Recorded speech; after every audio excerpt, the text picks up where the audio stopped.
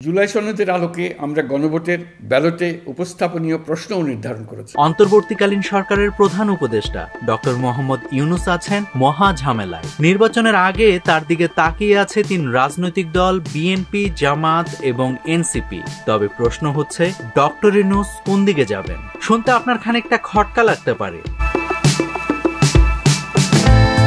অন্তর্বর্তীকালীন সরকারের প্রধান তো সব রাজনৈতিক দলকেই সমান চোখে দেখার কথা। তাহলে এই প্রশ্ন কেন আসছে যে ডক্টর ইউনূস কার দিকে ঝুঁকবেন? এর কারণ মূলত গণভোট। বিএনপির চাওয়া ছিল জাতীয় নির্বাচনের আগে কোনোভাবে গণভোট হবে না। অন্যদিকে জামাত চাচ্ছিল যে কোনো মূল্যে গণভোট আগে হবে। ধর্মভিত্তিক এই দলটির এই ধরনের চাওয়ার পেছনে মূল কারণ হচ্ছে ক্ষমতার স্বার্থ। এখন আবারও আপনার মনে খটকা লাগবে।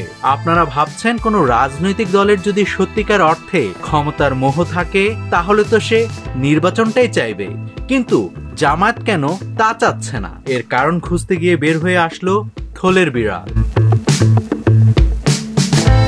এই ব্যাপারটা স্পষ্ট যে গণভোট হয়ে গেলে রাজনৈতিক দল হিসেবে সবচেয়ে বেশি লাভবান জামাত। রাজনৈতিক বিশ্লেষকদের অনেকেরই মতামত, জাতীয় নির্বাচনের আগে কোনোভাবে একবার গণভোট হয়ে গেলে হয়তো নানান বাহানায় জাতীয় নির্বাচনে আসতে চাইবে না জামাত। জামাতের এই সুপ্ত ইচ্ছার কথা অনুমান করতে পেরেছিল আবার বিএনপি। তাই তারা অন্তর্বর্তী সরকারকে প্রথম থেকেই জাতীয় নির্বাচনকে প্রাধান্য দেওয়ার দাবি জানিয়ে আসছিল।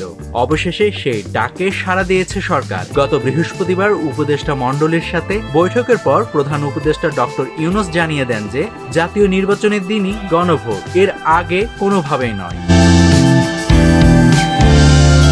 এই ঘটনার পর অনেকেরই মনে হতে পারে যে ডক্টর ইউনূস তাহলে বিএনপির দিকেই ঝুঁকছেন। আদতে এই ধারণা মোটেই ঠিক নয়। ডক্টর ইউনূস সেটাই করেছেন যা সংবিধানকে প্রাধান্য দেয়। গণভোট মূলত অনুষ্ঠিত হবে জুলাই সনদের ভিত্তিতে। তবে এর মূল উদ্দেশ্য সংবিধানের কিছু ন্যায়সঙ্গত পরিবর্তন। এই পরিবর্তন আবার জাতীয় সংসদ ছাড়া করা সম্ভব নয়। তাই কোনোভাবেই জাতীয় নির্বাচনকে বিলম্বিত না করে একই দিনে গণভোটের সিদ্ধান্ত নিয়েছে অন্তর্বর্তীকালীন সরকার।